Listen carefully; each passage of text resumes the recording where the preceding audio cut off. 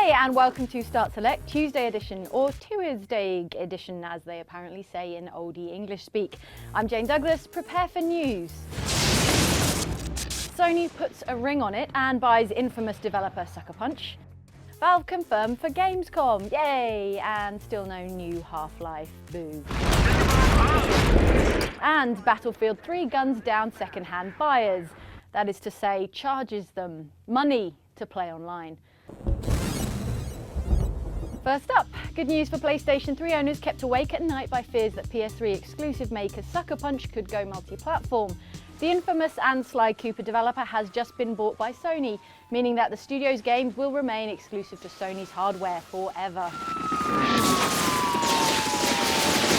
While Sucker Punch has been closely associated with Sony over the last 11 years, it's actually remained an independent studio since it was formed in 1997.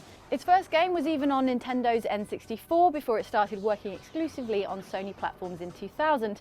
By buying the developer outright, Sony has ensured it doesn't suffer another Insomniac Games-style situation, preventing another of its key development partners going multi-platform. Next up, Valve is attending Gamescom. But wait, it's not for Half-Life 2 Episode 3.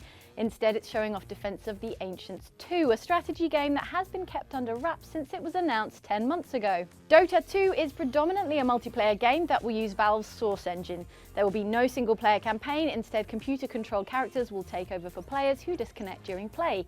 DOTA 2 will also feature a coaching system wherein veteran players can tutor newcomers in return for in-game glamour items. Not only is this the first time that Dota 2 has been shown publicly, but 16 teams will be participating in a double elimination tournament to win $1 million of cashy money.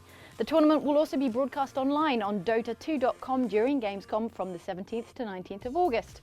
We'll have full coverage of the show, excluding the German beer and sausage binges, over at GameSpot.com. And finally, bad news for anyone thinking they'd rent Battlefield 3 or buy it second-hand. Developer DICE has said that the game will probably charge players to play online, with a code included in the box available to all first-time purchasers. Speaking to Gamerzine's EA DICE exec producer Patrick Back blamed server costs for the decision, claiming that there was a price attached to creating server space for each player.